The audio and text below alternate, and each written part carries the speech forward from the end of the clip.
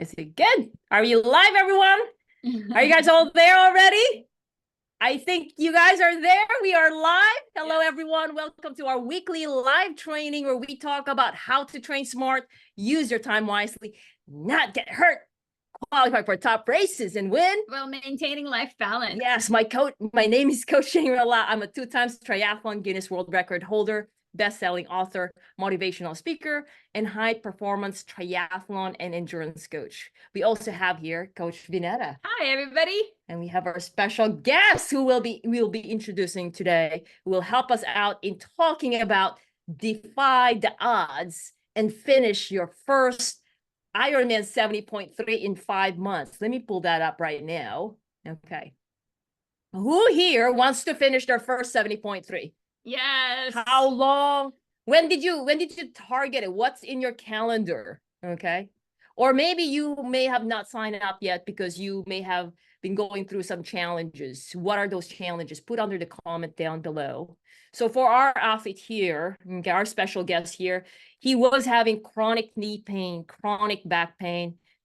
We did have 2 months of no running. Yeah, during the training. 5 months busy training. dad of 2 under 10, full-time work, and no open water swim access, which we will also tell you how is that. Okay, if you have very limited open water swim access and you have 70.3, how do you deal with this? Do you move forward? What about if you have vacation, family vacation? We don't want to, not spend with our family just because we're doing 70.3, right? Well, guess what? Today, you're going to learn also of how can you actually manage your time wherein you're going for your first 70.3 despite all these challenges and still have a vacation.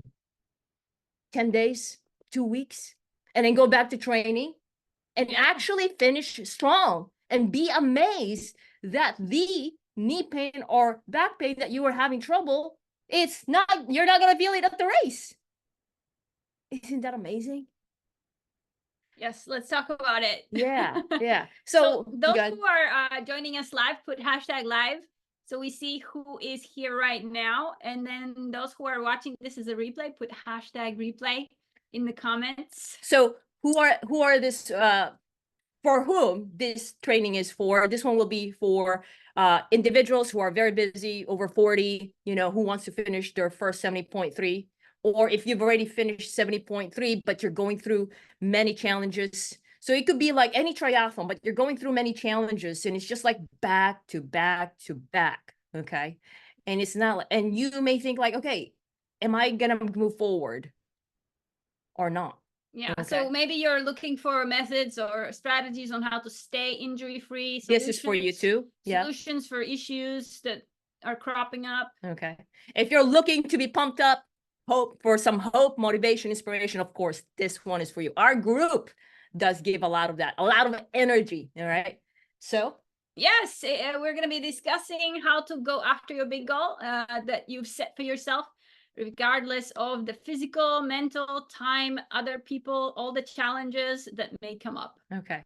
Well, if you are here, you say that already? Yes, live, put #live. Yeah, I'm seeing people are joining us right now already. We got Daniel's here. Good to have your buddy Daniel, man. Sean Allen's here. Kitty Kate's here. Several tutors here. Excellent. Good to have you guys. Yeah. So yeah, feel free to just type it up, your questions, your insights, what you're learning, so we can also exchange ideas, as we go along. Is that cool? All right. So, well, let's welcome Matt from Alaska. Matt, welcome. Really happy that you're here. Let's unmute you. How are you feeling? 1 week. Good. Since you're set for 70.3. Just over 1 week. It was Sunday last, and feeling great. Feeling ready to get back into training. The big goal, which I told the team when I started, I said, my goal is to finish and not swear off triathlons forever. That was the big goal, was to cross the finish line with enough joy and to feel strong and feel like maybe I'll do that again. And that was very, very successful in getting to that goal. Why was not being miserable at the race a target for you? Were you expecting for the worst already when you? Yeah. Yeah. Okay. Well, you know, the time frame seemed short. And I had done one triathlon prior to the 70.3. I did a sprint that was local last year. Okay. And I was pretty sore after, like my knee hurt and Yeah. I was pretty tired. And I've done some half marathons before and been sore for a couple of days. So I thought, you know, mixing everything in, like I would be pretty wrecked. Um, Okay. but you know, the way that this training worked out, um, I crossed the finish line. I felt good. I didn't feel like I needed to collapse. Had a barbecue with some friends that were there later that day, and I was, you know, you're tired and sore a few hours later, but Yeah. flew home the next day and worked on Tuesday. Um, Wow. Wow. And you know, you even back at traveled it. from Yeah. Victoria back to Yep. Alaska. So Right. you've only done sprint last year. One sprint last year. I had Wow. had a goal as an adult. I thought a goal of doing an Olympic triathlon would be kind of cool. The Olympics sounds cool, and you know, but I never did anything about that goal. And then my wife, um, she and I volunteered when Ironman came to Juneau a couple of years ago, and we volunteered, and that was fun. But she got inspired, and so for her first triathlon, she did Victoria 70.3 last year using a book, Triathlon for Dummies. Oh, And that would be mine too. I have a lot of for dummies back then. Okay. and you know, it was one of those things where it was pretty inspirational to see, like, oh, she just went for it, Your and she was wife? successful, and she had a great time. And I went, and I was a volunteer, and kind of felt that, like, oh, I'm missing out a little bit on. I'm a Your wife. volunteer, but these guys are all having fun. And um, you know, for Father's Day, then she bought me a wetsuit and was like, let's do triathlons. So I had trained, then did my first sprint, and then that was August of last year, and then did pretty much nothing for a few months. And Feisty Fox must have heard me. They started showing up on my Facebook feed, and We start stalking you. I had told, you know, my wife, yeah, maybe I'll do Victoria next year, but I hadn't done anything about it. Mm. Um, and then when I locked in with Coach Shangri-La and Feisty Fox, that was when it was like, all right, well, I think I'm pretty sure I didn't even sign up for Victoria until we had locked in the coaching. I Yeah. just had said I was gonna do it, but I hadn't locked it in. But I needed more. I knew I needed more out the gate than what my wife had. I needed that accountability and flexibility, and more than just you know, somebody else's pre-packaged thing of like, here's a way you could do a triathlon. I was like, but I got my knee problem, I got my back problem, I'm busy, and Yeah. so that was really where this the coaching aspect of it was not just pretty, like it was instrumental in the success of getting over that finish line and feeling good. Wow. So it's amazing that you jump from sprint and then just, all right, I'm gonna do a 70.3. And you said you were not doing anything on August, September. And actually we did not start like on the holiday. We started on the holidays, like December around 26th. 20. Yeah. December 26th, for day after Christmas, was I the first day remember of it. training. Yep. That's when you started coming from Yep. sprint. And Come. you did mention to Yeah. me you have knee pain, but Yeah. but it was pretty serious. Do you mind telling us more what Sure. was going on with the knee? And then you mentioned about the back. So yeah, so I had a chronic knee problem that I hadn't figured out. A couple of doctors had looked at it, PTs hadn't really made any progress. It would intermittently throb, and I could run, but it would hurt for like a couple of days after. It'd be really hard to do stairs. It could throb at night, and I wasn't really making much progress with the the coach had me do a few short runs, and I'd come back and be like, yeah, I did the run was fine, but now like I have to like hold on to the rail to get up and down the stairs, or kind of limp around a little bit for a day or two, and then it would be okay. And I had gotten diagnoses of telefemoral syndrome or something like that, which it was like there was some PT exercise to do, didn't really help. And it had been bothering me intermittently for about a year. And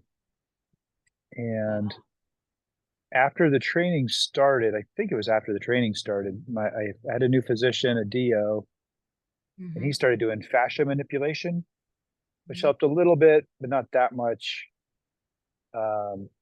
And then he suggested we do prolotherapy, which is injections of saline and under ultrasound.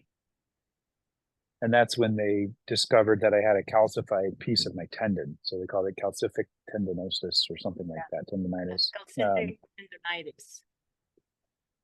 So he would use the needle under ultrasound and like jab it repeatedly and break it up. So during training, like that started, I think my first treatment was in like January or February. And I had 3 treatments during training. Agree. Where a coach would be like, okay, you got an injection, like let's back off for a little while. And we kind of test it out and see how it was going. And the first one didn't get that much effect, a little, but not that much. The second one, about 60 to 65% better. It was like substantially better, but still some lingering. And then the third one, I thought I got nothing out of it for a few weeks, but then it just started like I would do my runs, and sometimes I'd kind of feel the knee, like just like something, not really pain, but there's just something there, but it stopped throbbing afterwards. And this was the big part of the training that you guys have mentioned is I didn't run that much. I mean, I did 2 runs at 2 hours, I think. That was right? actually it was jog and walk. So everyone, so just to And give all jog and walk. yeah, give everyone's a context. So in the beginning, around December, we tried to run, and this is something that you guys are gonna learn also. Like I'll tell you the summary later, but basically we tried to run, but it would swell up. Like it would feel good during the run, it was fine, and I would like, all right, don't go too fast. Sometimes he would go to a little bit faster, but anyways, so like, but after that, I would ask him, hey, how's it going? How's your knee? And then later he would tell me like he can't even climb the stairs. It would bother him. He can't do the lunge. Like he cannot have just one leg, like one supporting his weight. Yeah. And how tall are you, Matt? You're pretty tall. Oh, I'm 6'3". 6'3". 6'3". So like the And weight. and I started training at 230 and finished training at 198. You did not tell me that. That's a lot. Yeah. That helps out too. 230, 230 to 198. Do you feel good? Yeah. The weight loss, and you feel strong, lighter. That is People amazing. say, what were you doing? I said, I trained 6 days a week for 5 months. So 230 to 198. But also like, so going back to what I was saying, so like we tried for a month of running, like really gradual, and literally it was only like 20 minutes jog, walk, slow. We tried, but every time that he ran, it would swell up, and I'm like, I don't like this life of Matt of like swelling up right after. I don't want him to suffer. I think I call that suffering. And then, which is good because his doctor also agreed. And Matt is like, oh, are you sure? I'm going to stop. Remember, we have only had 5 months. This is a guy who we're not really doing a lot of training, only sprint, here and there, casual. And so, yeah, he stopped training around mid-January. Okay, around January. 2 months. 2 months of break from running. So what do we have left? Okay, let's do the math. 1 month we tried, it didn't work, and then 2 months of break from running. I said we have only 5 months. Whoop, 5 months. Well, we cannot really train that much, on the 1 to 2 weeks from the race because it's taper, right? So we literally only have 1.5 months. And when we resume, we cannot just resume like go hard. Hey, we have 70.3. We had to, like always, the key that you guys gonna learn is listen to the body. Yeah. Listen to the body and communicate with the team, because that was the biggest thing. If I would have been left on my own, I probably would have just kept pushing it, or just try to figure it out. And the flexibility and expertise of somebody saying like, I've had other people that didn't run before their race. You're going to be okay. And I was like, okay, because I'm biking 4 days a week and swimming 2 and running none. Like, I'm nervous about that. And that reassurance of hearing that other people had done it, you're still like, yeah, but I'm different. But it worked. How was the program works? Well, we just met around, we just talk on Zoom, just like this. Mm-hmm. You're in Alaska, we're here in California, we're pretty far, So like, and then now you have your knee, you're going for 70.3, and I'm telling you, let's stop. And then I'm telling you, hey, we can make this happen. Was there anything in the mindset like, what is coach saying? And what is the doctor saying? What am I doing to myself? Did that like worry you? Like any concern about that? Or doubt? How did that feel? Yeah, I didn't think I would finish the race like 2 days before the race. Mm-hmm. It never, the time was short, and especially like the runs I had only done, like I said, a couple runs at 2 hours, and I did a fair amount of swimming, but the swimming had all been indoors. I got into the lake once, got about a quarter mile, and that was it, and it was horrible. It was too cold. Really cold. I think the lake temp was like 46. And he got to get out. So yeah. So the first real open water swim I did was 2 days before Victoria. In Victoria, they had that 1,000 meter like community swim. Yeah. So that was pretty crazy. But yeah, like you asked, basically, did I have doubts? Yeah, all the way through. But you listen to these broadcasts, or you look at what the other athletes are doing, and when we would talk, you'd be like, I know you're going to be able to finish this. I know you got to trust the process, that it's all going to come together. And I saw other people posting, oh, I did another practice Olympic triathlon. Oh, I did a practice this triathlon, and I did. Mm-hmm. But no, I didn't do that. I never really put everything all together until race day. I had done maybe one where I did a short swim, a long bike, and a short run, but never like the big ones all together. And yeah, the base that I built was stronger than I thought it was. And having a plan too. It wasn't a crazy aggressive like go and hurt yourself. It was like, here's how you've trained, here's times that are good for you, like stick to those times and you'll be all right. Even on all my training runs, pretty much all my training runs incorporated run, walk. And even in Victoria, I did the same thing. So I changed I walked less. I did 8 minutes running and 1 minute to stretcher walk. And by the end of it, I was either skipping that 1 minute or cutting it short. You started running. I started tracking the time. I was like, I better get going here. Sub 7 hours. Sub 7. Here's his time, by the way. So this is a person, like I said, yeah. All right. We're not kidding around here. Okay. So he got sub 40 minutes in 1.2 mile swim, 154 minutes per 100 yards, very close to what he was doing in the pool also, which is good. Good job on that, Matt. And then also his bike is a hilly one. Okay. 339 on Strava, it says almost 3,000 feet elevation gain. So this one is 2,800. That's hilly, I think. Okay. It's pretty hilly, and it was windy and cold. Yeah. And then guess what? He's run with the with what we're talking, what she's saying that he had to walk with the walking, and this one is his first half marathon after 56 mile, after a 1.2 mile. Okay, and his time for that half marathon, it's 2 hours 15 minutes. Amazing, right? And I like what you said. It's not so much about the plan. It's the strategy behind the plan that you were talking about. Okay.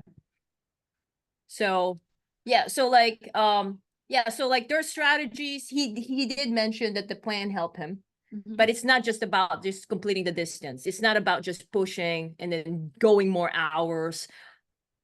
I don't think did you feel pressure like, hey, gotta get going. Gotta get From you going more guys? than 2 months. Yeah. Well, I threw everything at you, you know. It's like the knee thing was, at least you knew that up front, right? And then I was like, oh, I'm going on vacation for 2 weeks. And For then what Hawaii. was it? What was it, like Yeah. 3 weeks before the race? I threw my back out and I had to drop training for a whole For week a week. almost, I Yeah, think. for a week. So there was several. And then I Chronic. got sick 2 weeks before Victoria and had 104-degree fever, and I had to drop training for a few more days. So it was just, there was just thing after many. thing after thing. Yeah. I think you also went to a wedding or a family event. That was the Hawaii, I think. No. That was Hawaii. I think that was Hawaii. Yeah. Yeah. So So the there was Hawaii, just he went to Hawaii, had fun, and yeah, he said he's gonna work out. He kind of did. He had fun, which is great. yeah. So he did like about 10 days or almost 2 weeks because you Yeah. gotta go back, catch up with family and work. So he has to, like, again, we can't just push someone to who just got back from a vacation with family. Again, 5 months with all those combination of interruptions. And also during the training, I didn't know that, oh, we're gonna go through injection. All right, doctor said, let's go through it. And that one also is like, because we've had athletes who have gone through injection, and there are times that there's like a recovery period that we cannot Mhm. really do much on the legs. It's basically swimming, okay. And but also his back also was troubling him. Yeah. How was your back? Like that was also a long time problem for you. Yeah. So there's the chronic issue. I've had back pain a lot. I was getting some back pain coming off the bike or on the bike. And so, you know, a lot of body maintenance stuff. We started the body maintenance stuff, you know, way back in December. That helped a lot with the chronic stuff. And then the acute one was like moving stuff in the yard, and I pulled something, you know, and that I was just like completely seized up for a couple of days. So, you know, just Did it? easing back into stuff. And that's where you guys, I feel like you guys are just really good about like listening to the athlete and saying, and being cautious without being, you know, so much so that it's like, oh, well, don't do anything. It's like, try this, do this, you do this light, you know, do a short thing and let's see how you feel. That was just so instrumental in just keeping me going too, and not saying like, oh, like this is one more thing, I'm done. I'm not going to make it. You know, I can't do it because I'm missing too much. It was always like, okay, we can figure this out. We're going to do an alternate. We're going to do something here. Yeah. Well, I want to know with the athletes who are in this lag training. So like when you get into like an issue or a problem in your training, what do you guys do?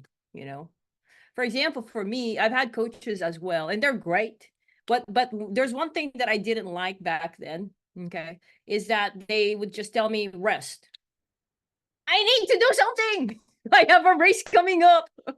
And yes, rest is good, but with Matt, what we do is that we don't just rest, but it's like more of a quote unquote rest. We are proactively addressing what was hurting or troubling him. So if it was the knee or the back, then we gave him exercises, okay, which we call it body maintenance exercise, that would help him to actually get faster in recovery. Looks like you're having a tech issue there, Matt. You good? All right, good. So yeah, so and that actually helps out in speeding up, like in solving the problem. Okay. And I'm actually gonna show it to you guys here. Well, Okay. I'm wondering, so what kind of issues have you guys experienced when you're training for your big race and then something pops up? What were those things and what did you do about them? Put them in the comments. Let's see who's been through what. Is it there's gonna be a laundry list. I'm sure some athletes, oh, I tweaked my back. Oh, I can't walk. My knee. That actually happened to me. And it's not just physical, it's the mental. I hated it. It's just like, oh my God, I can't run. I can't do the things that I have to do. I want to do. And then now what do I do to myself? Anyone here? Matt, when you were not running, or like when you had to take a break from working out, like what did you do mentally to help you be okay? Oh, mostly, yeah, mentally I think that was probably one of the hardest parts, is just believing that it was still going to work out. Um, a lot of checking in with you guys and with other people. Like there's a tri team here, that, so there was 9 or so people. So just checking in with some of them that had done it before, and trying to get their mindset of things they had gone through, and hearing some of their stories. One of the women I was with did the Ironman in Juneau, and she told some stories about just how mentally hard getting to the finish line for that was, and some of the things that she struggled with, but she pushed through, and finding inspiration and stuff like that, because she's on the 70.3 had a faster time than her, but I know that she's mentally stronger, right? Like I might be physically stronger, but she's mentally so strong. And so that was a source of inspiration, of like, she was going to grind it out and finish it no matter what. So those, relying on some of the support, or the tribe, the feistyfox tribe, you post stuff and you see people that are just, you don't even know, that are just really encouraging, like, you can do it, I've done it. It's just, Yeah. those types of things really help. But like I said, I had significant doubts up until like the day before race day. And a lot of people reaching out, and my family support of like, at least they got me to the starting line, right? And then after that, it was, as I finished the swim, I realized, like, hey, like, you feel pretty good and your time's good. All right, so let's go do the bike. And then, you get into the halfway point of the bike, and it's like, we're right on track. Like, and I'm feeling okay. And same thing. And then you just start checking these boxes of, okay, I did that. Now I'm going to do the next thing, and the next thing, and the next thing. I really thrived on a program that did a lot of interval type training too, instead of just like, go swim 2,000 meters. It's like, do 6 200s or whatever it may be. Like, it's almost like, for me, that part of the mental game is checking these smaller goals as you're going towards the big goal, even during the race. It's like, all right, I'm to the 10K mark on the bike, I'm to the 25K mark on the bike, and I'm at this time. And it's just like, check, check, check. And as you start accumulating these checks in training or in the race, it starts to build, and you're like, okay, one lap done on the run, so let's go run right past the finish line. And I thought that was going to be extremely hard, and it was just like, oh, all right, I'll be back. you See you in an hour. So you broke it down, the smaller parts, and having the intervals, that's more intentional, customized training plan for you to make sure that your knee is okay, help you out in terms of men. And I remember you saying that when you were running, you were also checking your knee, like, oh, my knee doesn't hurt. You were even surprised, like, I'm not feeling, my knee's good. Yeah, it was great. The only thing I had was like a little tightness in my back from the bike, and I was just running along and just thinking, like, everything feels fine. And that was really a pretty incredible feeling on that second lap. To just be like, you just running. Yeah. You got your medal.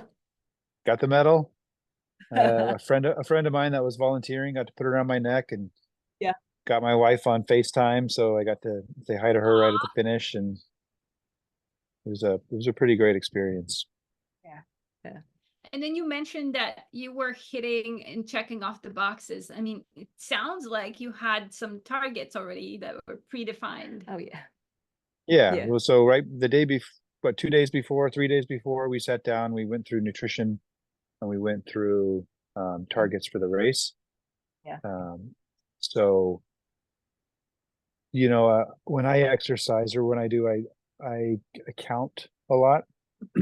This is what I do normally. So like I count breaths, or I'm counting pedal strokes, or I'm doing the math. Like, okay, we're 10 miles in and I'm at this time, so I'm at this pace and I got to do this pace. So I just kind of think about numbers a lot when I'm doing that. So yeah, those were the boxes, that I'm checking. It's like Coach and I had decided on trying to hit it between I think it was between 340 and 4 hours on the bike, depending on the terrain. And He hit everything. Like the best yeah. case scenario. Like So at the 26 mile mark, at the 27 mile mark, I'm like, okay, like I'm ahead of schedule here. And the back half was really hard. And so that put me back on schedule. But yeah, it was just the little wins along the way. Little wins build to big wins. So during we had a race strategy. On the race strategy, we look into like basically what are the things that we really need to look at. And so I'm trying to get that actually. And then so the nutrition, and before you didn't really know how to put even together a nutrition before. And Not then at all. yeah, you were just, and then now you're putting it together yourself. Yeah.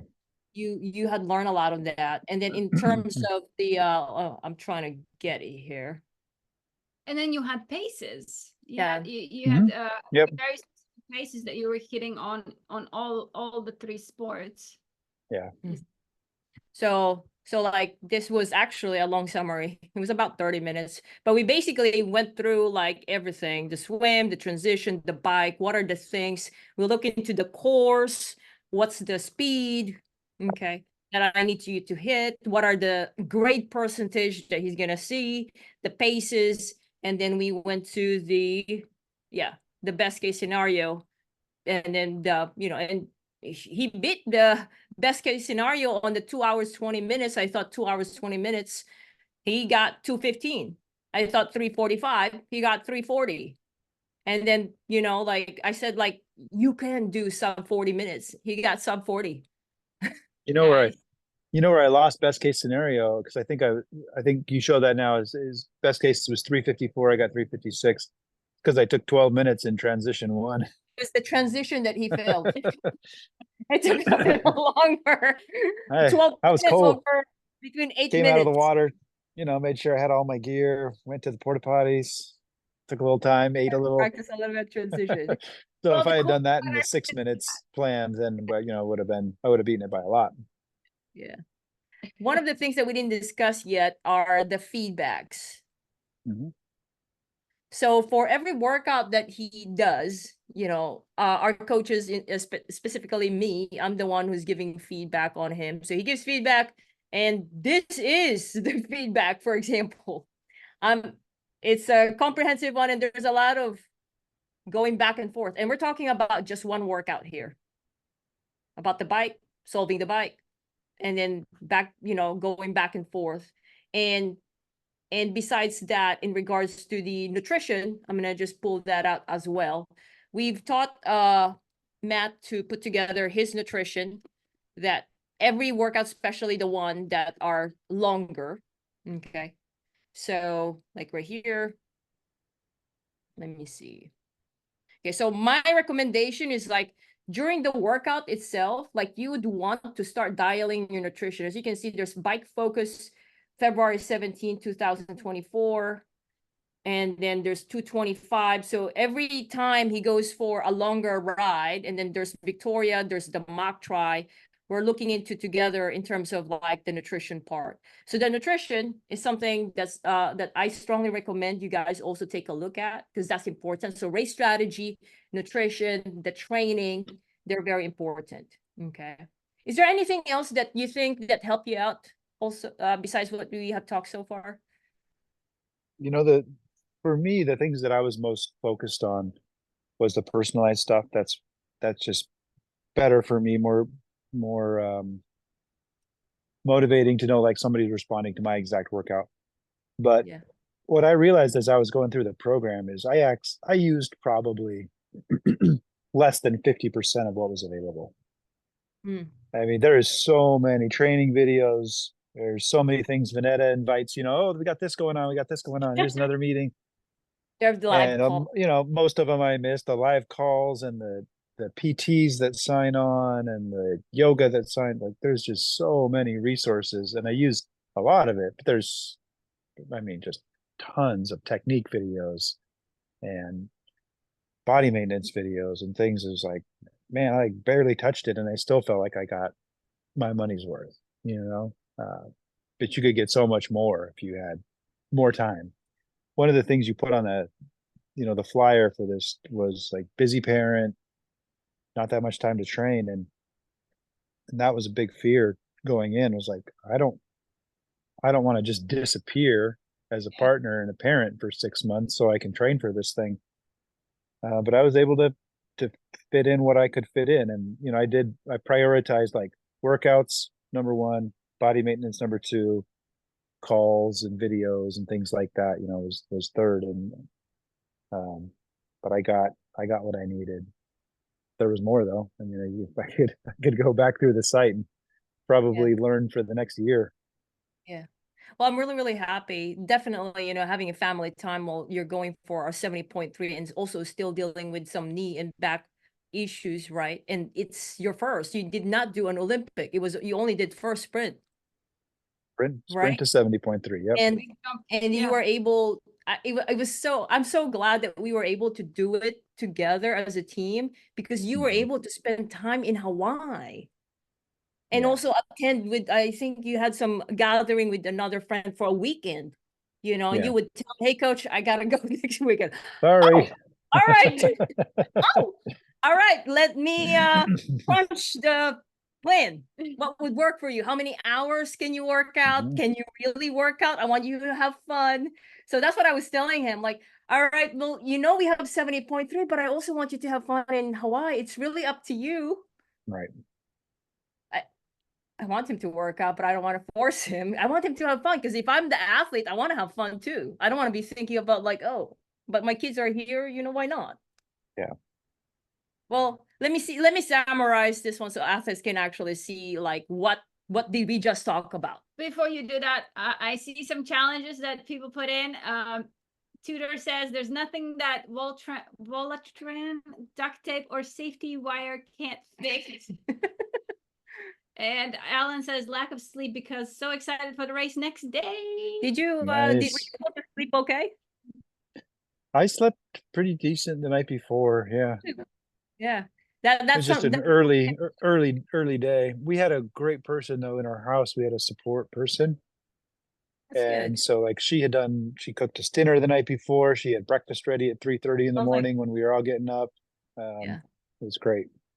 Sounds like pretty relaxing. Yeah. You had a great good group of people. It was a great time. All right. So let me show you a summary here. So basically, holistic athlete-centered approach to overcome chronic knee and back pain, and to make a run comeback to not triathlon comeback to finish first 70.3. Definitely the first thing is understand the athlete's routine, both in training and at work, is crucial, especially if you're having pain. Anything that you're doing outside training can affect how your knee and your back are recovering, including basically any activities. And I had to ask Matt, like, what do you do, as a dentist? Do you go upstairs? Do you have stairs there? Like, so those things.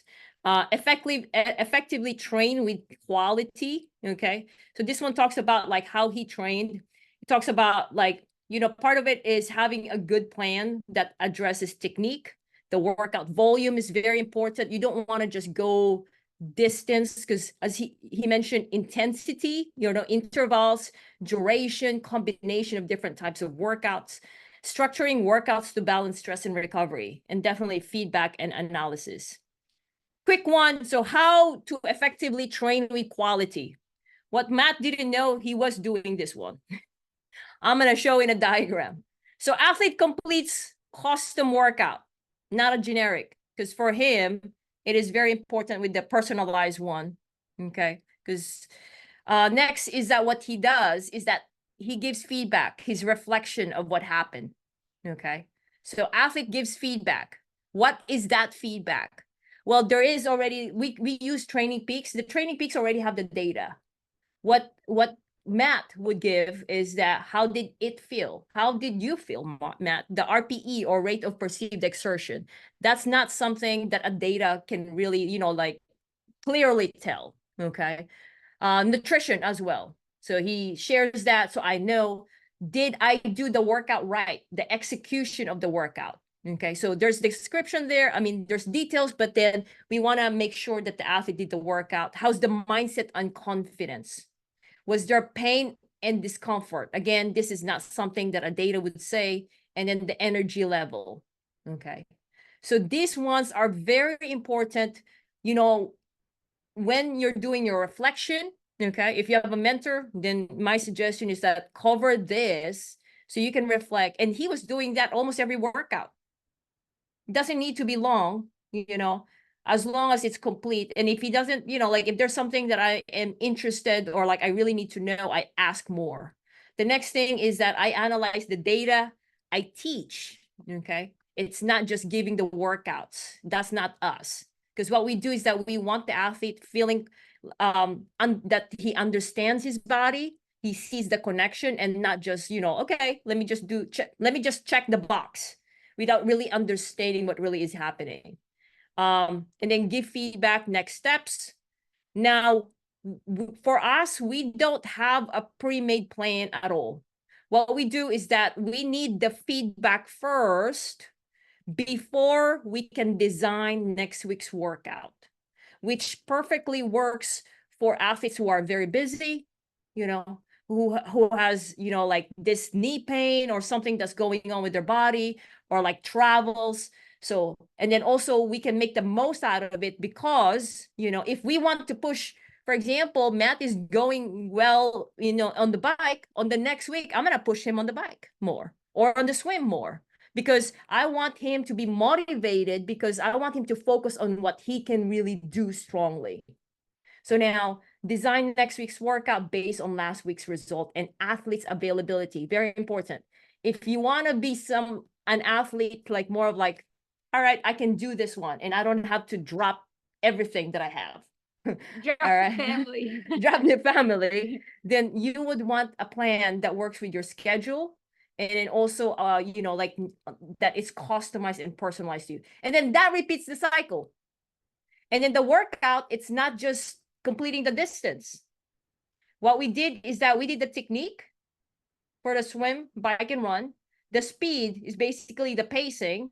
Having the right pacing is very important. And then endurance and race skills. Okay. You guys got that? Get the screenshot. So that will remind you, making sure that you guys are addressing it. So definitely this one: technique, speed, endurance, race skills, knowing the what and the why, and then the how. Who here has been doing this one? This kind of feedback, reflections, looking into everything that affects the performance in the workout. Raise your hand. Is that something that you guys are already doing? If it's not, my suggestion is gradually incorporate that practice. Okay. Who observed that they're missing a piece? Maybe which piece are you guys missing? Put it down in the comments. Let's see.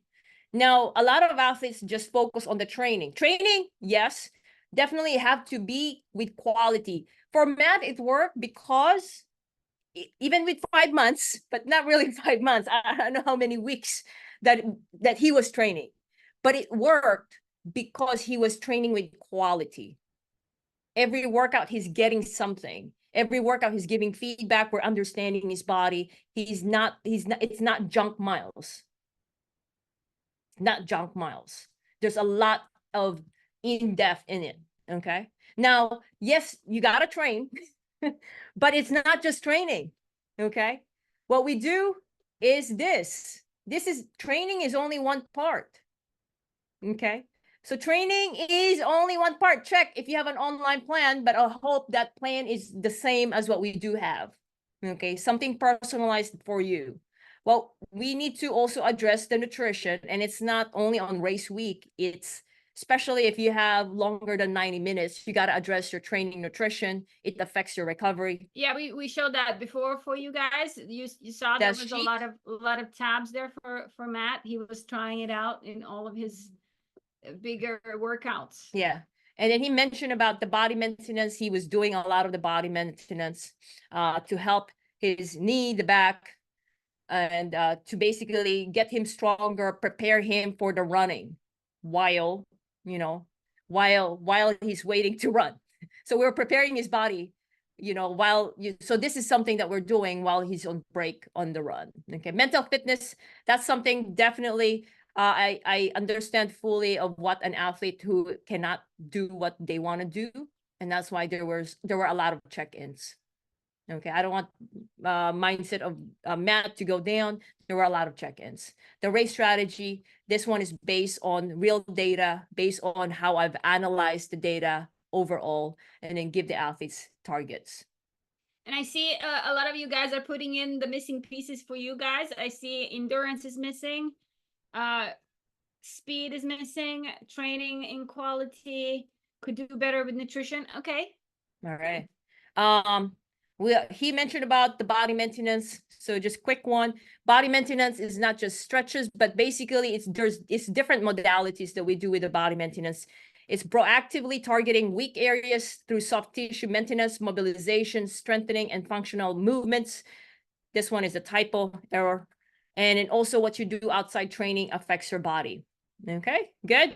Let's see. Let me go here.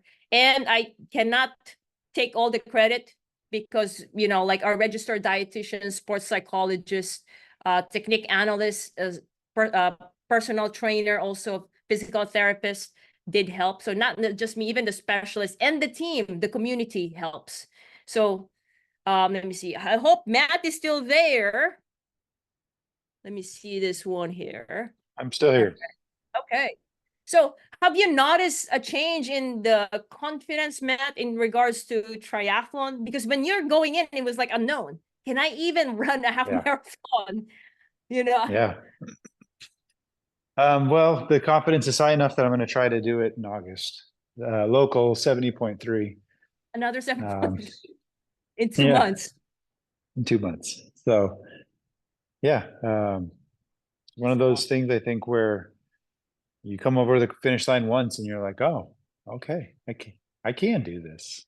And that's been, it's been a good week. It's going to be a good post race week where you feel good and you're proud of what you're able to accomplish and grateful for the people that got you there. Yeah. So when you invested in the program, how do you see that what you learned from the program to be beneficial to your long-term growth as a triathlete? As an athlete, yeah. I think the biggest thing that I took away from the program was that it's more than the workout. You said like it needs to be a quality workout. It can't just be miles. It needs to be paired with body maintenance, or you can't do the workouts. You need the support of coaches and family and friends, and you put all that together, you're successful. If you have some of that missing, it's much harder. Yeah.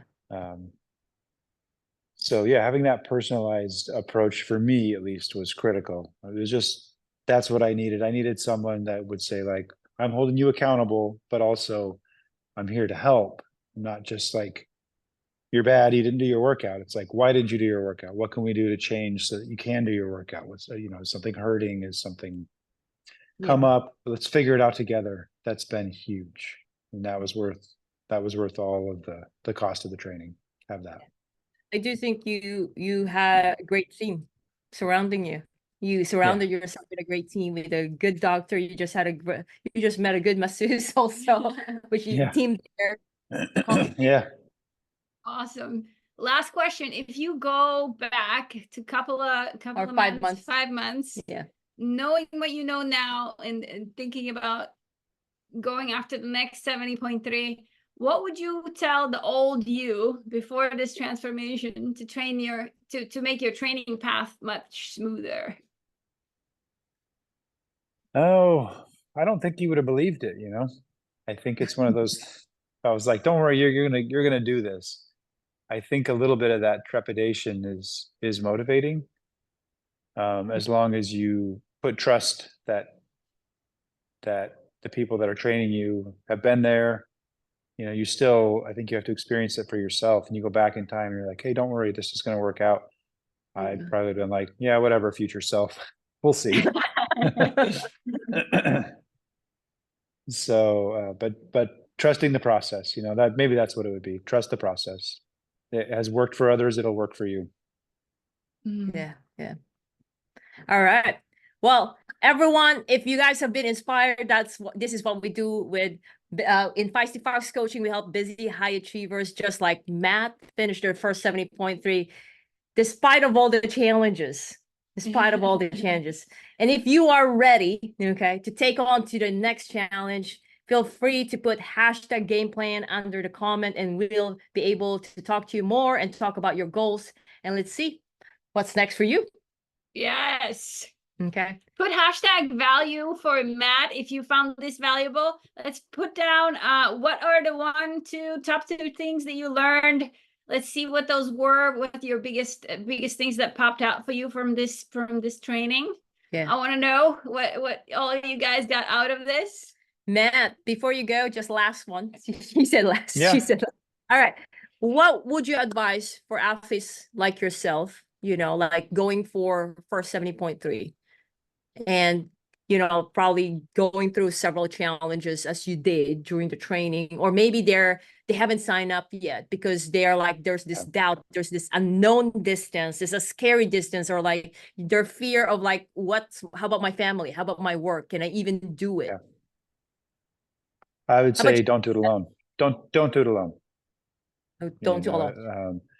Go find somebody, find a coach, find Feisty Fox, find somebody that's been there that can say like, "Hey, here's a path." To be open to the idea that it's not going to work out the way you thought it was. The training's not going to go perfectly. Things are going to happen, and that's okay. They'll still be figured out. And three is just, you know, do something unreasonable. There we go. Unreasonable. You know, do something unreasonable. I had somebody tell me that once, like, "Hey, just go do something unreasonable today." And you know, you're like, "What does that even mean?" It's like, just, you got a goal, like you want to do an Olympic triathlon, go do a 70.3. Just go for There that you big thing and just make it happen. Yeah. It's good to see that you did experience that. Yeah. And there's nothing like that. There's nothing like that feeling coming over the finish. and yeah, when It's when something. the person actually experienced it, then like you got it, you did it, you know. Yeah. Well, thank you so much, Matt. Thank you, guys. Appreciate your time. Thank you, everyone. Bye. Later.